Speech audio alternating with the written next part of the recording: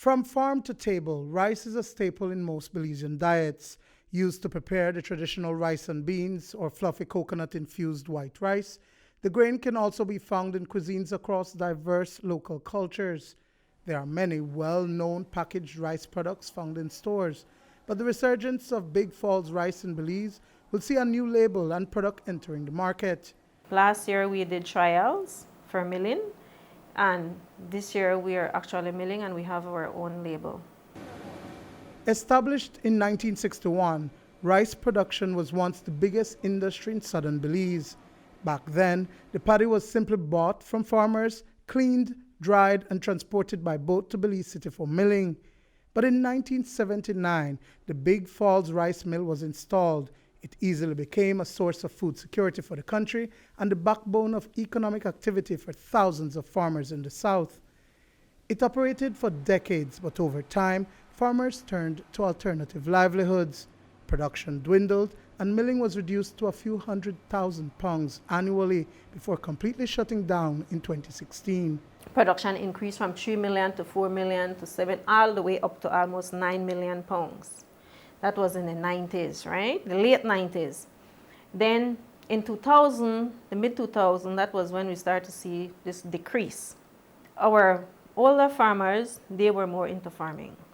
Our new generation, and I don't give them wrong, if they want to venture out for different kind of work, as in offices, in the tourism, there is where we saw the decrease in the production of rice farming. And also, I think you heard about the rosewood that they were cutting down. A lot of farmers went that way too. The mill is now up and running and will produce approximately 800,000 pounds of rice this year. It is a far cry from what it once was, but a team of 6 headed by operations manager Jorge Sanchez has been tasked with the job at the mill. It's a tedious process that takes almost a year and begins in the fields. Start to do, got to put in water in here and rotovate it. Then we sow the seeds and plant it, scatter it with a little machine. Yes, then from there, about 20 days time, we start to spray. This is crystal rice, and it takes like 120 days to harvest from the time you plant.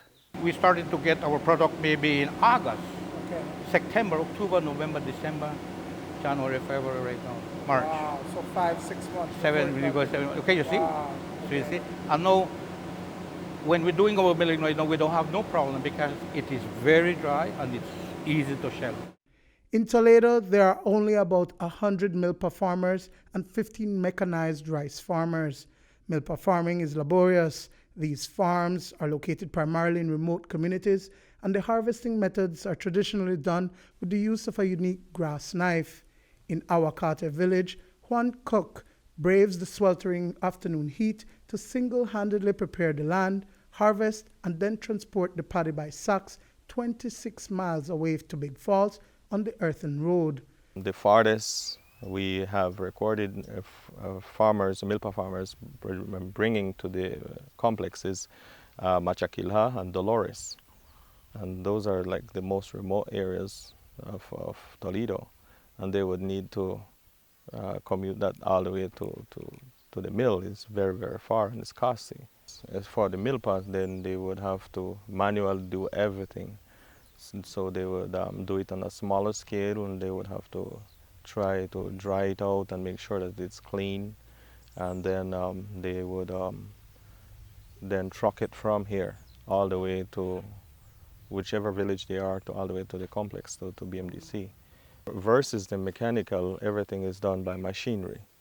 From the time they do land preparation, it's all done by machinery. So it's a little easier, but it's costlier.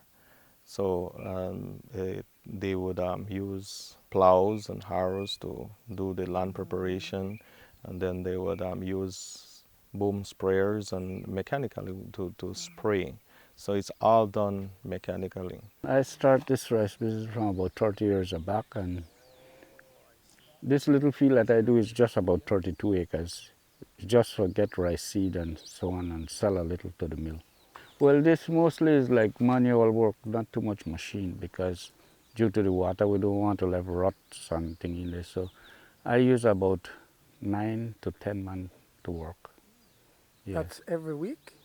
No, just like when to plant, when to spray, and when to fertilize, and weeding out and so. Consultations have been ongoing with farmers who have gone dormant.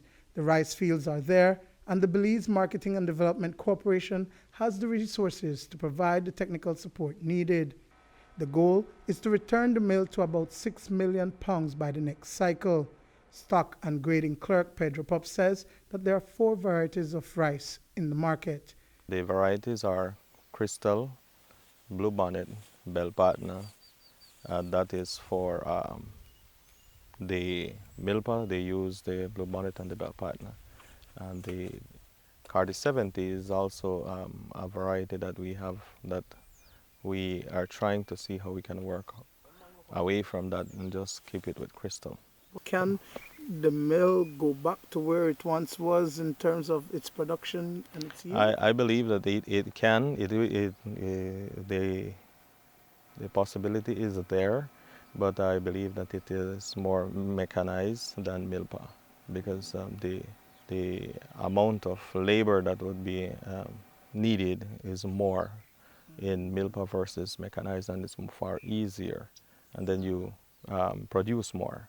Technical features aside, the revival of the Big Falls rice mill is far-reaching. It will not only boost economic activity in the Toledo District, but there is a real potential for export to the region to meet supply and demand. Rice in Toledo can easily graduate to being organic rice, which is a specialty rice. And so we have to look at that. At this time right now, you know that the price of a product is set by the supply and demand. There is great demand for rice now in neighboring Guatemala. The price for food, the demand is going up. So the demand in our region for rice is growing. Right? Now this puts our farmers in a good position. Why? Because we have enough land to expand rice production. Right? Now if we can get the Toledo rice one step forward to be organic, we're in a better position yet. The product is currently being bagged in 20 and 100-pound sacks and can be found on shelves in the south. The market product is usually 95% whole grain. Duane, Moody for News 5.